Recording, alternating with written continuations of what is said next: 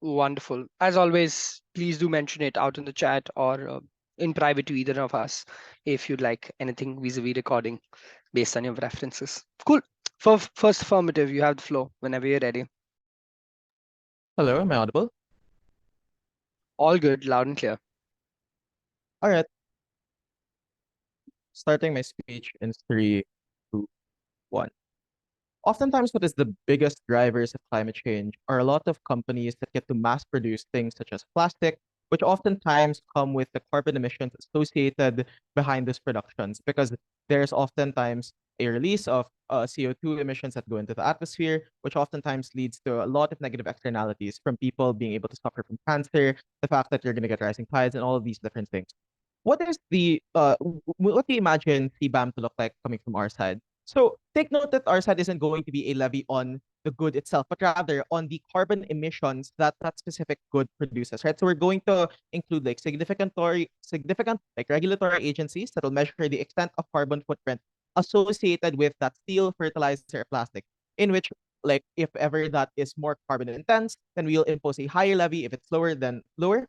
Take note that we've used this data before, as we've seen in previous commitments, such as the European, like in EPR, for instance, and other European initiatives to get for climate change. Second of all, it would also have to be scaled in proportion to a lot of these trading partners that get to mass produce a lot of these things. We also decrease taxes based on if ever they are able to reduce the emissions associated with the production of things like fertilizer or plastic. Take note the reason for this imposition, right? Because we need a specific enforcement mechanism for climate policy to be committed. We want to have our global trading partners that like are part of the European Union that are trading with us to also comply. With this, there are going to be two arguments that I'm going to forward. First, why we think that we're able to reconcile the market failure that carbon emissions are able to create because of the negative externalities that they produce. And second of all, explaining why you get more innovation and push for green technology as a result of this mechanism. First argument, what is the problem in the status quo? We think that the problem is that a lot of the goods that are stated in the info slide are carbon intensive. Oftentimes they're very cheap, but also very destructive to the environments of a lot of these people. And oftentimes the groups that are absorbing a lot of these negative externalities are countries themselves. Because when you produce things like plastic, a lot of the factories and those things oftentimes create a lot of environmentally degradatory behavior, which ends up doing things like polluting oceans as a result, which ends up doing things like increasing cancer for neighboring areas, right? It doesn't only harm the people within the EU, but also neighboring countries, as there's a contagion effect that goes on as a result of the carbon emissions that are produced. But second of all, we think that it also creates a race to the bottom, right? Because now it encourages other countries to do the same when they're also seeing that they're selling and trading carbon intensive goods, which means that it becomes the fact that there's zero incentive to want you to invest in things like green technology because now there's a race to the bottom to want to sell these types of goods in the first place. But lastly, and which compounds to the first two problems that I mentioned, we think that oftentimes the goods that are used, like steel, fertilizers, that ExxonMobil and companies such as Unilever are able to produce, oftentimes strengthens a lot of these companies. They're able to expand multinationally and they're able to compound and increase the environmental harms that we are able to talk about in the first two problems of destroying a lot of local environments, a lot of ecosystems as a result. Why exactly are we able to change this through the market mechanism under our side? For a couple of reasons. The first one is we think that we now force a lot of corporations and a lot of MNCs to now change the way how they produce their goods and services because now they're going to want to opt for more sustainable practices to make sure that they aren't doing the same carbon emissions. So they're going to change the way how they produce plastics. They're going to make the way how they produce fertilizers in ways that don't make their like cattle make methane in very terrible ways that oftentimes leads to more carbon emissions in the atmosphere. So they're going to do things like hiring climate advisors to make sure that they get practicing in the first place, maybe invest in more research to make sure that they could get the most environmentally sustainable practice in the first place. The second reason why we think that they're able to change this is because take note that governments on both sides want to trade with the European Union, right? Because there's a massive market. Oftentimes, they're able to engage with the free movement of labor and the other benefits of the other goods and services that exist in those regions. And what we think that they're likely to do is subsidize a lot of these industries and a lot of new alternatives to make sure that they can still trade with the European Union to get some form of comparative advantage. So they're going to create different goods and alternatives that we think are probably going to be less carbon intensive in the first place. So maybe instead of investing in things such as plastic, they invest in things like paper and glass bottles that function the exact same thing that a lot of these products that are stated in slide wanted to have in the first place. But let's bite it, right? Like even in the worst case where you aren't able to change the incentives, we think that they're able to phase out a lot of these environmentally unsustainable practices now that it becomes incredibly expensive as a result of the levy, discouraging them because they see that it's going to be less of a profitable business is so far as they try to continue to selling these things in the first place, right? The last thing that I want to explain is that take note that they do in fact have the capacity to do this, right? Because take note that there's already an existence of alternatives. In fact, a lot of consumers want to transition, right? But the difference is that you need something to activate those incentives in the first place, which we think is the carbon mechanism that we think is a lot better under our side, right? So what is the weighing for this argument?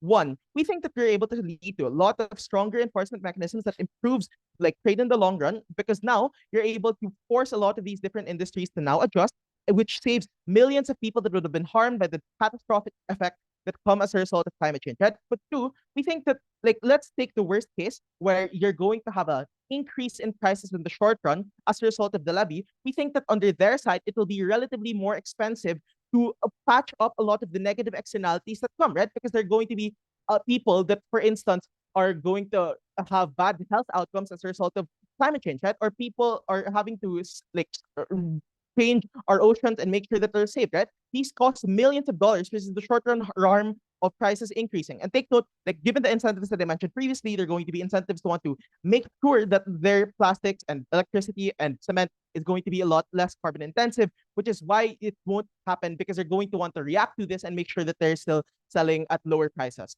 Moving on to the second argument for why you increase innovation and push for green technology. There's three mechanisms to suggest this.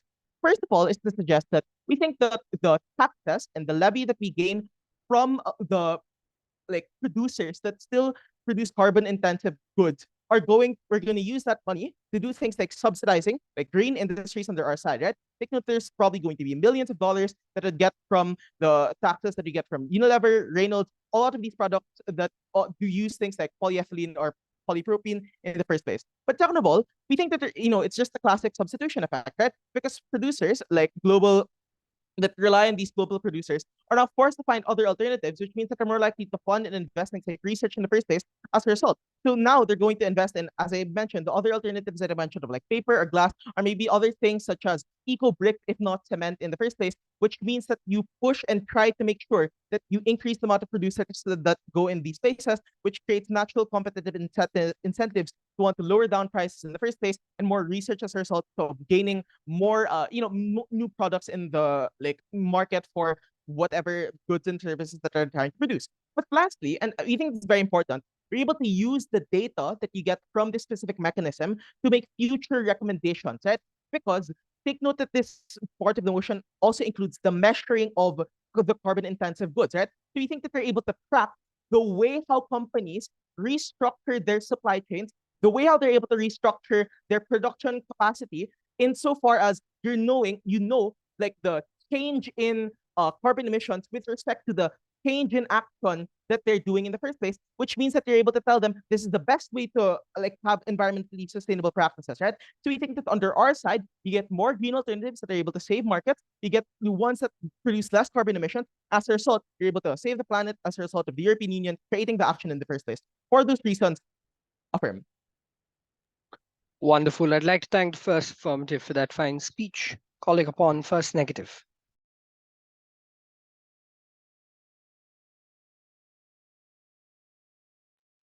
Hi, I'm hoping that you can hear me and see me, hopefully.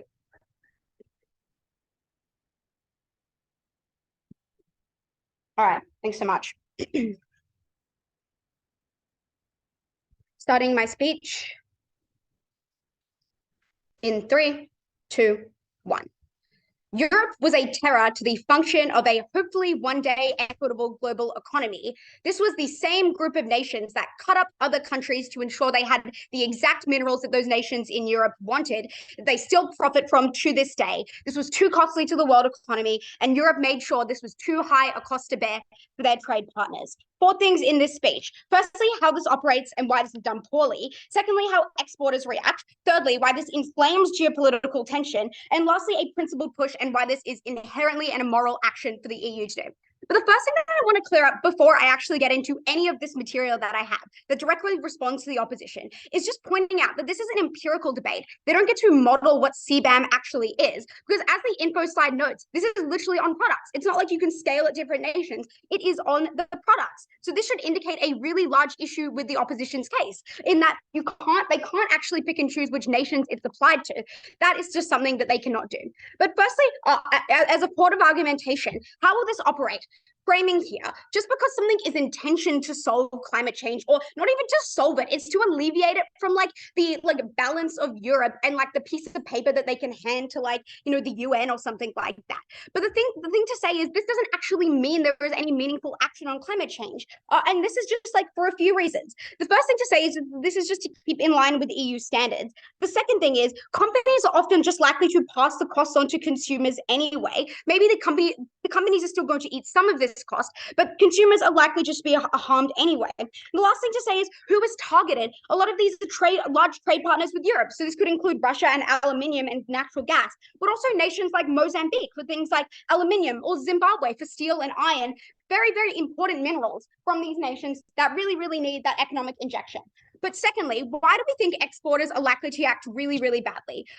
This team needs you to believe that every nation at all stages of their production are going to actively change how they export to reduce carbon emissions, such that they can sell to the EU market. There's a bunch of reasons why they're not going to reform, and I'm just going to go through them now. The TLDR here is, though, you absolutely just cut these nations' capacity to reform when you stopped being able to pay them adequately for their goods, when they had to do things like, pay even more to have their goods flown into Europe. You cut their capacity to do things like innovation, because when there is money on the side, when there's money on the top, that is when you're able to do things like development. Affirmative just kneecap them there. The first thing to say is a lot of emissions just associated with certain minerals just are fixed and cannot be changed very quickly. For instance, aluminium. The second thing to say is just a lot of the time you just need this for transportation. So transportation costs, water, land, etc. The third thing to say is just carbon offsets are very, very prohibitively expensive. But lastly, you just didn't get that technology in the first place. The important thing I want to note here is to have large change on climate change, you needed to have international involvement. And this is literally a Europe-only policy. The most successful act of environmental change was the ban on CFCs from the Montreal Protocol, notably involved many, many countries. They tell you that there's, you can transfer things to glass and paper. Just because these are easier to recycle does not mean that they do not take a lot of carbon emissions to create. And that is why this team just does not fundamentally understand how the world is going to reduce carbon emissions. But let's actually tell you what's going to happen when these nations can't reform immediately. I think, firstly, on the short term, they're likely to raise prices. This also happens in the long term. I'll discuss that later. But importantly, the wages of their workers are likely to go down. Because if it is true, if affirmative says, well, nations will change to be able to sell to Europe, what they're going to do is they're going to cut costs at every single opportunity. Are they going to put a filter on a filter on their factory? Are they going to be able to pay people? No, they're going to want to cut their costs. The second thing to say is we think that this demand isn't elastic. We think that people are still likely to need these things. But let's talk about the longer term. We think they simply just switch to different markets. The first thing to say is you already have a series of very annoyed countries over this policy. This includes Russia, China, Turkey, Brazil, and South Africa, who have all expressed they do not enjoy this policy, likely to lead to a bunch of arguments in the WTO. The second thing is just they're forced to. It is too expensive to trade with Europe. They will go to these other partners that are not going to charge them. So what is the impact of this? Firstly, it's likely to raise the cost of living in Europe and elsewhere as well. Secondly, it's going to lower quality of life, not just for the individuals that are now getting paid next to nothing to extract these minerals and to transform them, but also just individuals in Europe who can just not pay to heat their homes. Literally last year, thousands of people died in their homes of hypothermia. You just have more of that happening because people can't afford things. And then the other thing to say is you just see the impact of supply shortages even more in opposition as well. Because people cannot get these things as they need to, it is more expensive. And these countries are just not paying people as much. It's very, very difficult for these individuals to be able to live a good quality of life. essentially, affirmative never actually proves that these nations do transition. They transition quickly enough, but also like they just don't have an incentive to. The majority of carbon emissions come from like low-income nations. It's over 60%. It's likely to increase going forth. Unclear how small amounts of carbon leakage in Europe is actually going to meaningfully transform the world's economy when they can just go to other trading partners like Russia, Brazil, South Africa. Now let's move on to why this just essentially just decimates geopolitics. A set of nations, like there are a set of nations, resource-rich ones that are poor. But this is just fundamentally because having a lot of natural resources is an exacerbating factor for poverty. So if you're a nation with good systems and you have resources, you are just likely to be able to profit off those. But if you're one that is poor with bad systems, like Europe made sure they were in the 1800s, your country is going to suffer. First thing to say is that over the short and long term, they're likely to side against the global West. Note, I've already named all the nations that have said they do not enjoy this policy. But at the same time, this is the same time of increased Chinese investment. Note investment in things like South America as well. We think that this is likely to inflame geopolitical tensions and cause a backlash in relations. Firstly, because like there's like a lot of investment in things like, you know, natural gas from Russia. But note the relations between nations like Europe, USA, and also Russia at the moment is pretty bad. We don't need another reason to make it worse. And then the third thing to say is this just reduces faith in Europe and the international order. You're likely to get increased amounts of World Trade Organization disputes, noting that China and the US currently have a 20-year-long IP dispute currently going on. We think that this is not something the world needs right now. But lastly, but we think that this is just going to harm geopolitics so much. It harms nations that have the resources. Side affirmative has not proven a clear enough path to how these nations restructure and how they make it so they have just transitions. They never explain that, and they never explain why the individuals in that nation just do not get their entire lives ruined because they have to trade with less favorable trading partners. Obviously, very, very harmful, not just to the individuals in those countries that now do not get paid for the labor that they do, but also to individuals in Europe whose quality of life is far, far worse. But let's actually just talk about a final principled obligation, because affirmative just seems to think that like these nations will change because they want to partner with Europe. They can't if it's that expensive. But the first thing to say is the individuals who are working on this resource extraction, the state impacts their lives hugely. But not just that, the nations in Europe that propped up those systems also have a huge influence on their life. Note, they do not set up how there is more green energy manufacturing for the things that we're talking about. Europe never helped these countries. The CBAM was just a European way to show that they were trying to do something on climate change, harming their own population, but inevitably harming the individuals that kept that continent running for centuries, like going forward into the future. People had a worse quality of life. Then they were not getting paid what they needed to. And affirmative never explains why those nations were going to be helped by Europe in setting these things up. Obviously, so proud to negate. Wonderful. I'd like to thank the first negative for that fine speech, calling upon second affirmative. Here.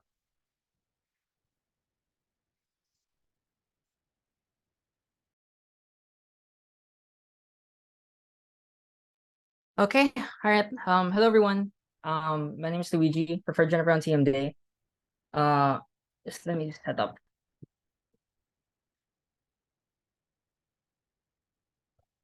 So I know this is recorded, but I'm just going to say this because they don't believe me when I say this.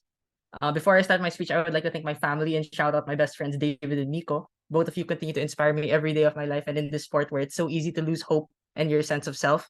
And I will always be deeply grateful to your light. They never believe me when I say that. I'll always thank them. But now it's in recording. It's going to be cemented forever. All right, let me start my speech. Okay. Starting my speech in 3, 2, 1, and go. I would like to live in a world where the promises we make in COP27 would mean something more than just nice pictures, handshakes, and smiles. I would like to know that the largest countries in the world are taking leadership on this by creating the necessary frameworks that can help the poorest of the poor and most vulnerable in these countries. That we're not just helping Russia or China, but that for every factory that is burying their own people in smog and ashes, that we are redistributing this burden for the sake of justice and for the sake of our future, and the EU is the best capacity to be able to take this leadership. I'm going to argue one thing in today's speech. I'm going to argue that this makes it easier for any other international and regional trading agreement to adopt these measures as well, and this is the precondition for this. Before this, a few points of response. The first thing I want to respond to is the claim from negative, that this will cause an energy crisis because trade is lessened from these other nations. And I want to ask the question, how will this affect these exporting nations that are carbon intensive? I have 3 responses. Firstly, note that many of these countries that export to the European Union are also the ones that are very large and are very abusive and also inevitably significantly depend on the EU. Russia is dependent on this trade with the EU and is also a large polluter of natural gas. And even from an administrative level, like Putin wants to satisfy his own people by continuing trade and the import from many of these goods because they want to increase their purchasing power and increase their influence because they're the closest approximately trading partner with these many nations that are close financial centers as well. China is the largest emissions country in its factory change, yet has also done very little to commit to its climate goals. So these are not necessarily the poorest of countries. Rather, it is the mostly managed and instituted by very rich countries that are exploiting the environment and raising costs because of these avoidable externalities. How do we exert this leverage against these countries? The European Union, with its collective bargaining powers being a very large market that does consume a lot of Chinese goods and does consume a lot of these goods and technologies that are used by these other nations, it doesn't likely create more trade wars because that is mutually harmful for all other partners, but rather it creates incentives that shift and adjust the burden of carbon because it is comparatively cheaper and easier for larger countries to shift and adjust and optimize their supply chains to be less carbon intensive if it means they can access the open market of the EU. This is the mechanism we provided from Garcia that was very, very effective. Number 2, their accusation was that they would pass it on to consumers and raise prices, but this is not necessarily the case. Most of the people in these countries are also dissatisfied with these processes and they require additional pressure to be able to force them to adopt regulatory mechanisms, right? Right now, people are dissatisfied with the increasing smog within China or the factories that continuously produce the emissions in these areas simply because right now they're unable to revolt or even continuously criticize their administration. But this mechanism enhances our ability to pressure these nations. It aligns incentives with governments and businesses because businesses on a economic level have a comparative competitive advantage to beat out other businesses domestic within that nation, within the EU, to accelerate investment in green technology. But even on a government administrative level, the other mechanism we provide from Garcia is that this is effective in being able to institute comparative advantage against other competing nations that China is also in competition with. So this itself responds to the argument that they cannot trade it to another country market because the EU is a large, rich country market and involves a lot of political and geopolitical and economic and financial concentrated centers like London, UK, all of these other things that are effective in continuing trade with other nations like Germany, etc., etc. Lastly, the accusation that they would lower wages and cut costs is simply unresponsive to how CBAM model works or how it works today. The expected changes in how companies structure themselves actually can increase wages because it requires comparatively more skilled workers to mitigate the excessive emissions in many of these corporations. But even if this is not the case, our mechanism still works against them.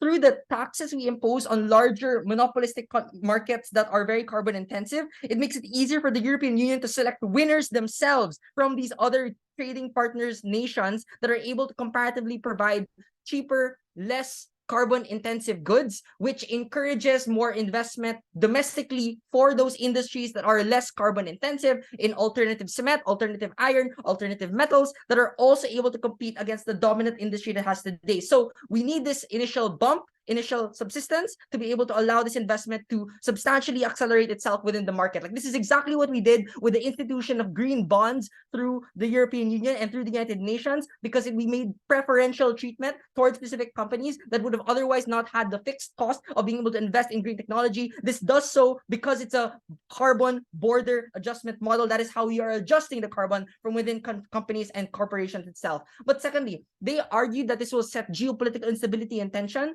I have 2 responses. Number 1, the rest of the international community is dissatisfied with these carbon-intensive nations as well. OPEC, alongside with the US, are continuously imposing sanctions on Russia and blocking them away from their traditional trading routes. And trade deals from US and Canada are creating comparatively cheaper green trade deals and bonds to compete against China's debt trap policies as well. Because, again, we are against this dominance that these other countries have. And the best way in which we mitigate that dominance is by having the European Union, which in their own self-interest, yeah, I agree, this is kind of like a protectionist policy in some way, but it is one that privileges the ability for green intensive outcomes to be able to come from the factory production process of these nations, which is a better productive externality for the entire world. So what this does concede right now is that we are worsening the worst excesses of exploitation from these other countries while we're privileging better regulated, more concentrated green companies elsewhere. Let me go to the argument. even if you don't believe that, I want to just say that this will institute better reforms in other trading agreements. So this argument will preempt any argument from opposition that trade will be diverted and emissions will be concentrated in particular areas of the world that sidestep the European Union. So if we can prove that this solution makes it easier for other international agreements to adopt these measures because it is mutually beneficial for their nations, then we are resolving the lowest barrier cost incentives that lead to disruptive pollutive behavior. So let me go to the argument. The European Union is the best actor to have initiated this change because they are caught in the middle of the entire supply chain. A lot of trade on energy and carbon-intensive goods pass through its trading routes from the east to the west and vice versa. So there are the following mechanisms that prove this. This process makes it easier for all other international trading agreements to adopt similar measures in the following ways. Number one, competing businesses would have difficulty trading to other countries because it's more expensive. They need to pass many of the resources through the EU, or they will face higher transportation costs if they have to pass through Africa or other maritime transit routes without trading with the EU. Again, this is the supply chain geography reason. It makes it cheaper. The more you trade, the cheaper it is to trade with other nations. And if you trade the EU, it becomes easier to trade with other countries that are also trading with the EU and vice versa. Number two, it is comparatively cheaper for the US, Canada, and Japan, Australia to also adopt these measures in their respective agreements because they are leaders in green technology. So it is in their interest to adopt these measures in the CPTPP or TPP or NAFTA or even the RCEP. What's the mechanism? Australia is caught in the middle, like it's alone in its area. The US is also alone in its area. But if you compartmentalize and collectivize many of these trading partners to agree on mutually beneficial agreements that privilege green technology innovations within those nations, it becomes easier for them to invest in green technology within those nations, and it increases investment in tech and optimizes supply chain significantly. So we increase the scale of our benefit, our funding increases substantially, and the scope also increases. But lastly, as more countries continue to adopt these measures, it becomes harder and harder for some countries to sidestep these regulations, and thus even the poorest countries will have an easier time to adopt these measures and the necessary regulatory mechanisms to do so. So it's easier when there's more peer pressure. What is the impacting? All poor countries that negative might accuse us being like they become more dirt poor because they can't trade with the European Union, they have more access to cheaper trading agreements that are now also adopting these measures that at least force the worst, largest companies to reduce the worst excesses of climate change and pollution, whilst privileging smaller to medium firm enterprises that would have otherwise not been able to enter these agreements at all, but now are able to do so because they can now compete and now they can do it at a very, very large scale. So we kind of saved the world. Wonderful. I'd like to thank the second affirmative for their fine speech, calling upon second negative. Here.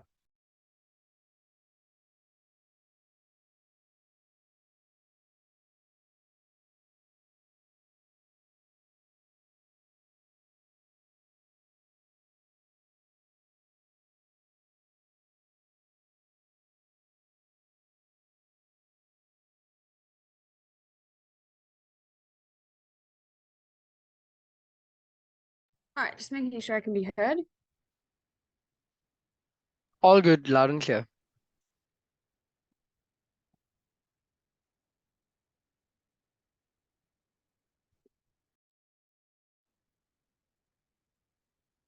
I also want it recorded that the sentiments of the previous speaker were exceptionally cute, and we appreciated them over here at we're currently at UCID, but from UNSW a lot.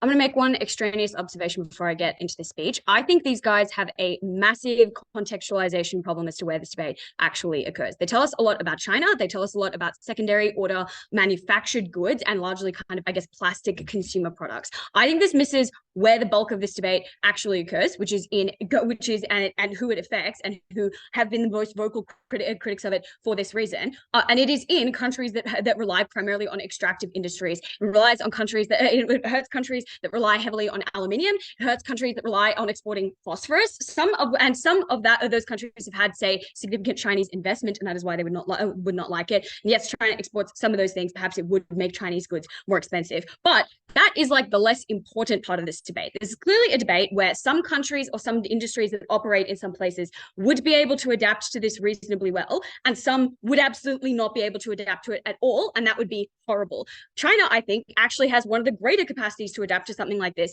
And they have shown an incentive to already, like have started several of the world's largest hydroelectricity projects, have displayed enormous incentives and initiatives into engaging in green technology because they have the capacity to. And it is obviously a good thing that they have continued to do. You know who doesn't have the capacity to engage in cleaner mining of aluminium? Like Mozambique, or like does Zimbabwe have the capacity to engage in cleaner mining of like iron ore or of any of their exports? Or do small island developing states have any capacity to make the export of their phosphorus industries that are required for fertilizer that feeds every single mouth on the planet cheaper? No. They're cheaper or less carbon or with fewer carbon emissions? No, they don't. So if you assume that this debate in some instances would make some firms that operate in some countries change their practices, that is fine. But what we tell you is that in the most important context with some of the most essential goods, both for Europeans and some of the most important industries export-wise for those countries, it does not work. And that is where we win the debate. But firstly, let's ask, will other countries adopt this? Responding to that second speaker, substantive. I would firstly note that in just an important context for this particular set of policies,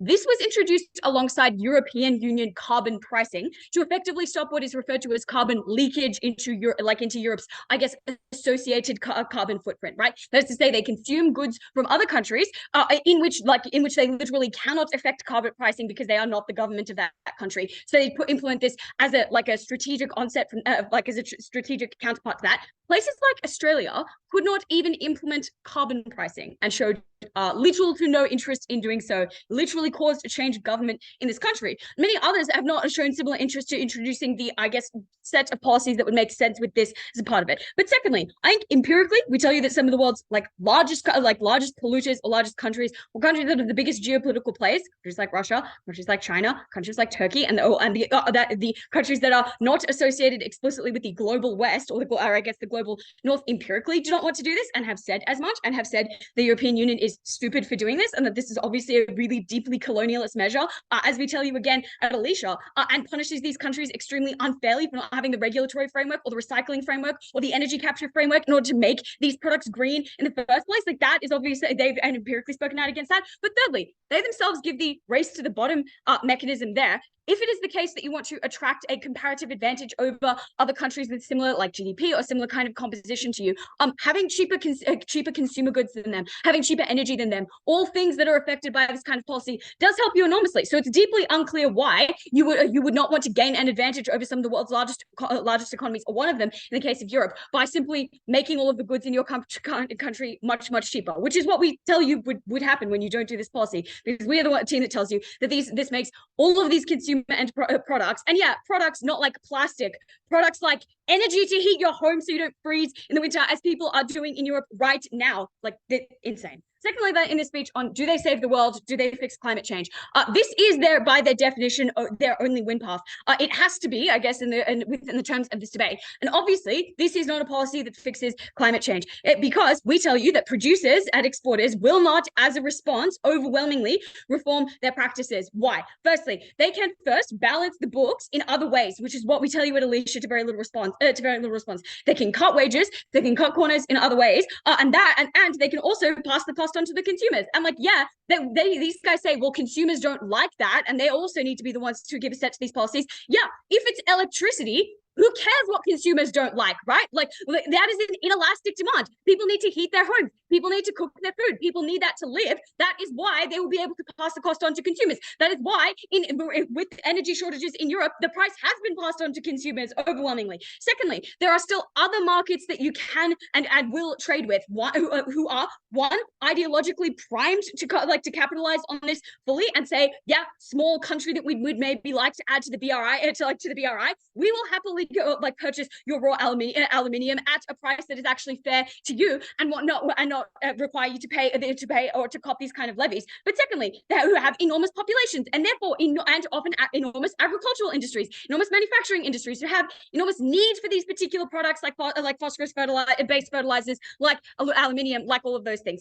Thirdly, who have already expressed their preferences to step in, one, in direct response to this policy, but secondly, this overwhelming preference that is visible in the kind of foreign aid that they give, the kind of foreign direct investment that they give, all of those kinds of things. So it's unclear that, at least in the short term, And when we're talking about climate change, we are talking about an increasingly short term to solve that particular problem. It is incredibly unclear why these kind of the emissions that are associated with both the product directly itself, but all of the indirect steps along that process, like transporting it from transporting the phosphorus from where you mine it to where you make it into fertilizer to the farm where it grows the food that feeds people, why that would reform at all in the short term. Thirdly, though, we just tell you the carbon footprint associated with many of these things cannot be reformed. We need phosphorus so that soil can have nutrients in it to grow the food that we're talking about. That is what we need it for, and we need to dig it up out of the ground, and we need to transport it places, and often it is in places that are not particularly convenient to grow food in because there is mining set up there. Aluminium, we need to build infrastructure to cope with an increasingly large population. We need it desperately. Europe needs it. Other places need it. But Europe, as largely, I guess, like secondary and tertiary and quaternary industries, needs it, I guess, like less, which is why they can afford to do this, even though we tell you, especially things like energy, this will lead to a massive, I guess, kind of harm and shortage with respect to that. But secondly, we just tell you that those other goods that are like manufactured or any of those kind of things have really, really big transport associated costs. These guys say, well, Europe will be able to pick and choose companies then effectively that are like particularly good at managing these costs. That does just mean regional monopolies that can eat the cost of it, right? Like that, unclear that is a good thing. Thirdly, countries do not have the ability to reduce their countrywide or their domestic carbon emissions that are associated with all of their production because they do not have the funds to engage in in carbon credit processes. They do not have the funds to engage in carbon capture. So it just punishes them enormously without meaningfully making them able to transition away from these processes at all. What happens instead of climate change being solved? Within Europe, we tell you that people will continue to have extremely cold winters and likely empty stomachs as food production capacity is decreased for that continent of people because phosphorus fertilizer becomes more expensive and food prices go up. Increase in energy prices, increase in inflation and a cost of living increase that is untenable for many poor EU states, untenable for the poor of these countries. But secondly, we tell you to the rest of the world, you strip the comparative advantage of many of these places that have things like rare earth minerals or have things like phosphorus that they need to export to other places who need them and have no other comparative advantage. But also, we tell you that you worsen the quality of life for everybody who works in those industries, even in your best case where it actually does mean that they engage meaningfully in some backscaling of the production that they're already doing. This is a terrible policy. The EU bit off more than it could chew, and now they will suffer the harm. Wonderful. I'd like to thank the second negative for that fine speech, calling upon third affirmative. Hi. Again, shout out to my friends in the call. I really appreciate Crying Mort and the Sunflower. I think Crying Mort is an inspiration to all of us that even though we are small, we can also still fight. Sorry, my speech in 3, 2, 1. The problem with side neg is their only path to victory is to say that this is really, really expensive. But they don't really prove why the expense is cheaper under their side, at the point where you are still producing a lot of carbon intensive material. A lot of externalities that we provided at first affirmative mean that a lot of the developing countries have no incentive to diversify under their side and therefore are locked in an economy and an industry that is going to push them far worse into debt. But also secondly as well, in the absence of the EU pushing for it, you do not have other international agreements that allow you to ease back into it, which is the material from second affirmative that is left untouched. I will do 3 things in this speech. First, can they transition? And by the end of it, I'll already explain why they're destroyed. Secondly, I'll talk about leading to geopolitical dominance and why the idea or the assertion from first negative about Russia being able to utilize it against the EU is really ridiculous, especially in the context where I think most people want to trade with the EU and not Turkey or Russia. And lastly, I'll talk about the minuscule argument on obligation. What I want to flag is, at second negative, they claim there is a race to the bottom, and that's why it's still going to be very, very expensive. CBAM changes the operations of these companies. So if there is a race to the bottom on the most cost-efficient technologies that reduce emissions, that means that is what happens under our side, and our policy is good. So if there's a race to the bottom to be able to actually fix the operations of these countries, that's fine, because under their side, there is no incentive for corporations that indeed still operate within Mozambique, that indeed still operate within the vast majority of Africa to be able to fix themselves. And that's why they're still very, very deeply inefficient and actively hurt people people within these corporations as well as people within their own borders. But second, a race to the bottom model on our model is better than a race to the model on the other side. Right now, they have a race to continuously be the most disruptive and the most pollutive because that is the cheapest way you're able to sell things. The problem is, even if we have short-term costs within these companies, this is unnecessary harm as compared to long-term pollution that is harmful, not just for the individual country and the individual corporation, because they're actually going to be hurt later on when it's going to be less effective, when they still continue to produce a lot of harmful things, their factories are hurt, they have to cut down on individuals who are going to be sicker, but it also means that it has long-run costs on everyone else, because the cost on the environment is a cost when like rivers go downstream and affects everyone else, not just within the continent of like Africa or where Mozambique is as well, or even Indonesia and Southeast Asia, but affects everyone else within that area. That means the long-term harms that they have are far worse, even when you have short-term costs. That means that even in the best version of their world, when you cannot transition, the cost itself is not the way that they're able to win, because at first affirmative, we already outframed it. First, will and can trade partners transition? And if they do, will they do it quickly enough? What negative broadly says is they will not do it because they will just balance the books, they'll place costs on the consumers, and there's no economic harm. I'll flag that I think that is something that second affirmative already beat when we explain that consumers are willing to take the hit, but also secondly, it aligns incentives for businesses to beat business for other businesses. But what I'll add here is that corporations do want and need to price expensively, needing to price more expensively means that they become less competitive, and that's why they beat up profit. What they say at neg in response is, well, it's going to be inelastic. Yeah, even if it's inelastic, there is still going to be competition, and that means that it is not something that is ideal for them, and that means they're likely to be dropped. The implication of this set of responses from the entirety of affirmative as well as this response is the pressure exists for individual corporations to need to transition, and most of the time, these corporations, regardless of the developing world or the developed world, oftentimes do have sufficient profit to be able to buy into green tech, but also green tech oftentimes is just incredibly cheaper at present because there's more buy into it. There's a lot of climate targets that exist that push a lot of these international organizations as well to make it cheaper and make it less like make it more innovative. And I don't think it's really that expensive for a lot of these corporations. But second actor, if it is indeed corporations, they say it's going to harm the individuals who are more likely to be trade partners like Mozambique. I think there's a minor problem here because they assert that the trading partners of the EU are primarily developing countries. What we explain as it's a problem primarily China. They concede to this context that China is not probably going to be touched. I just do not think it is developing countries for two key reasons. Firstly, because for you to enter the European market, there's a high barrier to entry because white countries want to trade with white countries that are oftentimes developed. They want to have a return of investment. But secondly as well, they oftentimes have very strict regulations and conditions for you to even be able to trade. Like they have high conditions of membership, the matter conditions. They also have high conditions in terms of like wanting to trade with a country that's generally good or whatever, which means that developing countries oftentimes are not able to be reliant on the EU, but also secondly are probably not the individuals who are actors within the debate, which means that even if there's a small harm to them, this probably doesn't change the way that the Philippines or Indonesia probably are affected.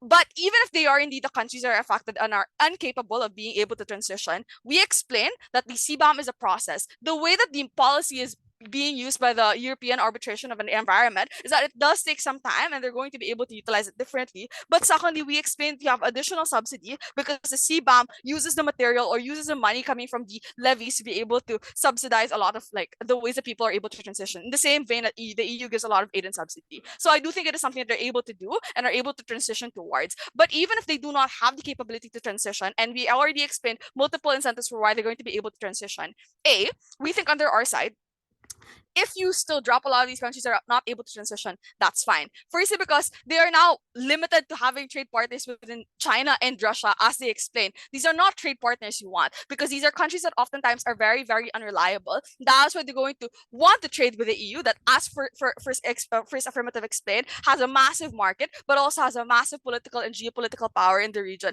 Far more than Turkey, that is already part of the EU and therefore beholden to this regulation. Far more than Russia, who is already losing the war. That's why these countries will want want to move towards it or won't want to work towards it. But also, secondly, even if we drop them, it's perfectly fine.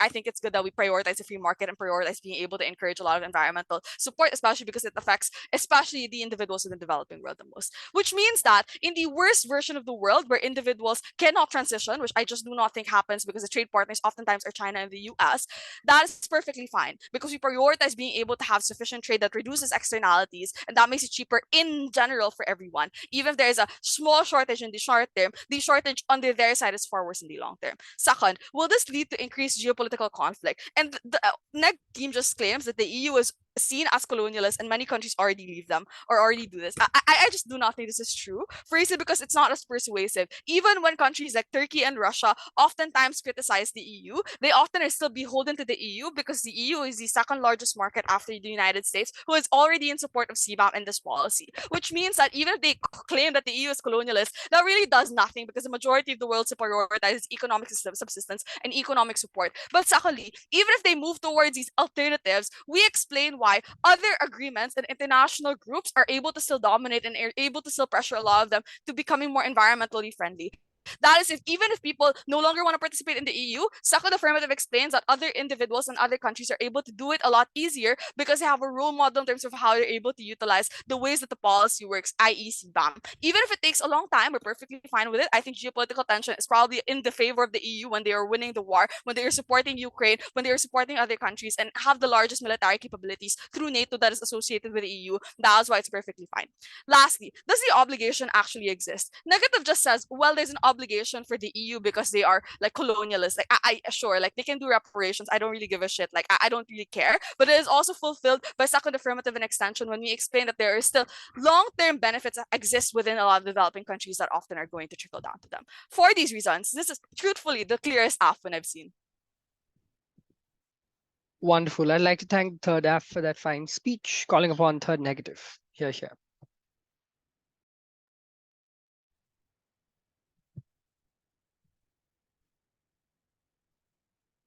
It's going to be a cold winter in Europe, a hot summer for all the workers that have less pay and longer hours, and it is going to be a bad day for the West. But the affirmative team is willing to trade all of that off for the speculative benefit of some climate action. I will therefore first deal with that as it represents their only path to victory. So, how will this impact the environment? Their logic here is fairly simple. It is that you will phase out carbon-intensive practices by changing your productive methods. I will explain how we flip, disprove, and mitigate this. But first, I would just like to do what Connor did again by explaining the particular context that we are talking about. We are not talking about people exporting to the EU who are rich Western countries. By definition, Europe is not included because Europe can't export to itself.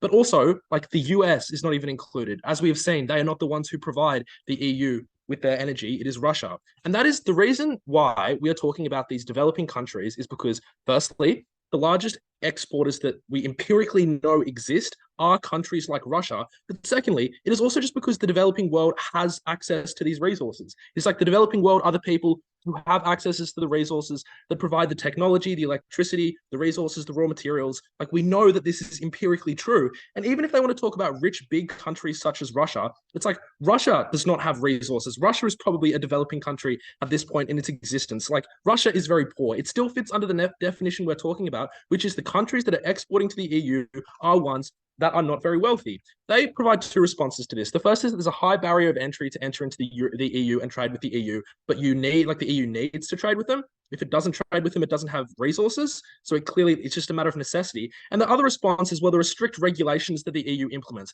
So even if it is the case then that we are talking about developing countries that export to China, and then China manufactures those products, and then in secondary industry, and then exports to the EU, it is the exact same thing. You still affect the supply chain in the exact same way. It is still developing countries that are being affected.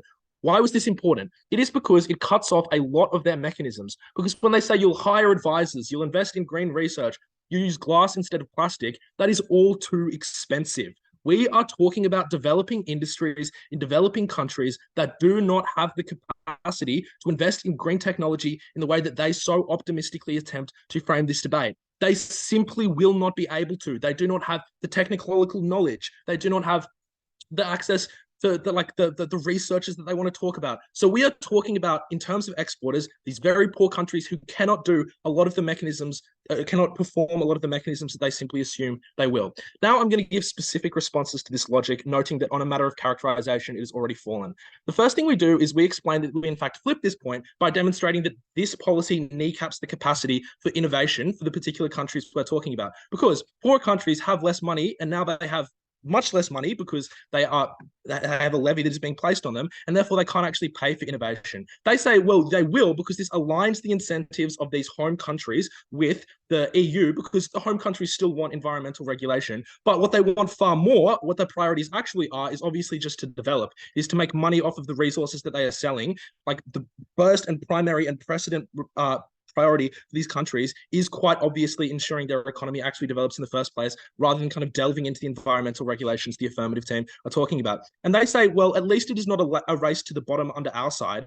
But firstly, like, if you believe them, that these home countries have incentives to kind of environmentally regulate, then there would still be incentives for them to like not cover their cities in smog, to implement the absolute bare minimum environmental regulations that they seem to be claiming as their benefit. Like, if it is true that these home countries do care about the environment, they would already implement it. If it is true that they don't care about the environment, that is because they have chosen to prioritize their economic development, and that means that this will not, in fact, affect them whatsoever. And so, therefore, they do not have the capacity to innovate because of their very policy. Secondly, then, I also just think we disprove this in a couple of ways. The first is that there's inelastic demand, especially in the context where Europe is currently hamstrung because of the shortage of like oil and electricity because of the war in Ukraine. They say, well, even if there's inelastic demand for like energy, at least there's competition. But firstly, we are talking about monopolies for specific resources. We have spoken about this. It is like rare earth minerals. It's like energy. Like, empirically, we know that Russia was the one main country that was exporting like oil and gas to the EU. That is why the EU is suffering so much right now. There is not that much competition. There are regional neighbors who you rely on for electricity in the first place. But secondly, even if you don't believe there's inelastic demand and therefore these companies can just sell for whatever they want and they don't have to listen to this kind of tariff, the other thing is just there's an inelastic ability to actually change the practices. Like, a lot of the things they're talking about are like, well, you have to mine for resources, and mining resources will always be environmentally damaging. You have to transport those resources, and that will always be environmentally damaging. You have to emit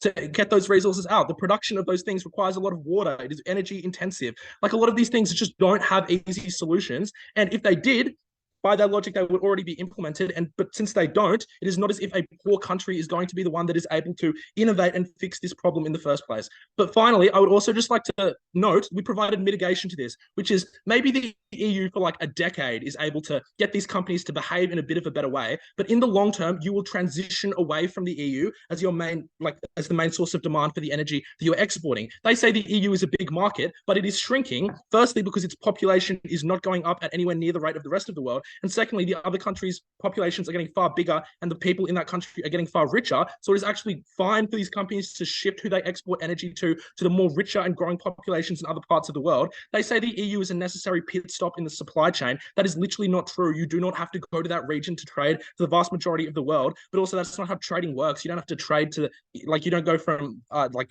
Mozambique to Italy and then Italy to like Tajikistan. You just go to Tajikistan. That is how trading happens. They say finally that this will create a runoff effect in which a lot of other countries will also be incentivized to kind of, implement environmental regulations. But obviously the exact opposite is true. You can just corner the market. Like, other countries now can buy products far cheaper from these companies. These companies will have an incentive to export to them instead of the EU. And that is actually a reason why it is the opposite of that. They will not want to implement environmental regulations and have to pay as much as the EU, and they can get their resources for a much cheaper price. Therefore, we have shown that this will gradually move away from Europe. And I'd just like to note at the end of this point, even if you do not believe all these lines of rebuttal, the trade-off here is still like really difficult for them because their benefit is just so speculative, right? They need so many things to be true. They need it to be true that you can innovate, that you can actually change these practices in a good way, that they will want to change these practices in a good way, that they can't just rely on elastic demand, that the long-term shift that we talk about does not exist. And if they want to save the world, it's like the developing country is still going to emit a lot. At some point, there are enough carbon emissions in the atmosphere that it doesn't matter. It is highly unlikely they will actually solve the problem of climate change simply through the EU. They never met that burden of proof that they seem to want to set for themselves.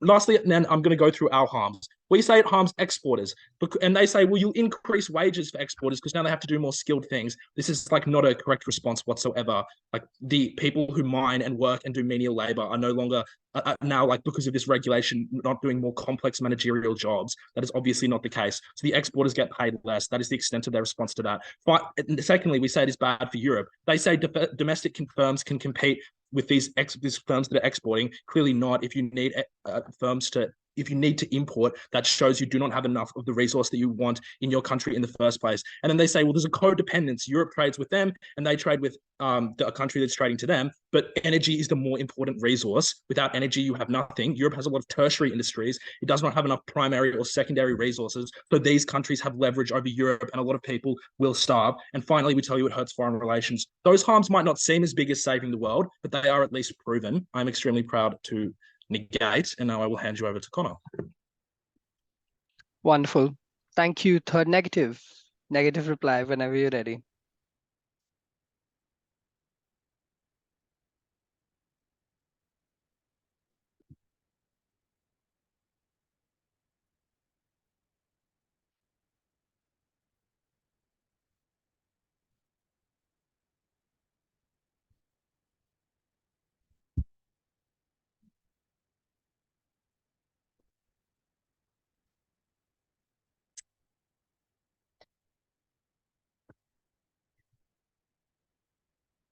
What the CBAM effectively does is it treats non-European goods and their entire manufacturing process, their entire transportation route, and every bit of carbon emission that is attached to that, as that is what is meant, I have to assume, by direct and indirect carbon impacts.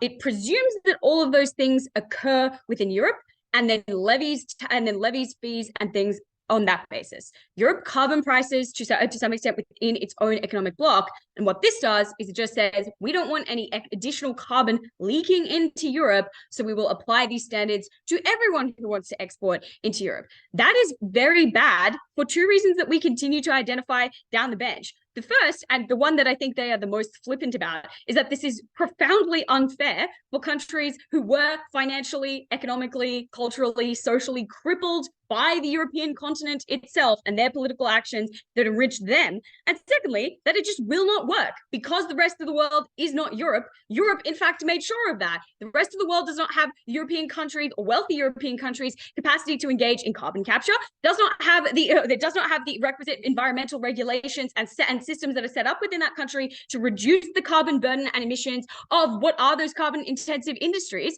And so treating them like they do can only lead to harm. And so the two questions I'll ask in this reply are, what happens to Europe and what happens to the rest of the world as this continues to be implemented? We identify firstly under what happens to Europe that this massively increases the cost of living for Europeans, and especially for countries within the EU who do have the least capacity to adjust that cost of living increase. It makes food more expensive because it makes fertilizer more expensive, which means there's less of it imported, there's less food grown, and that food is, of worse quality or more expensive, or all those things.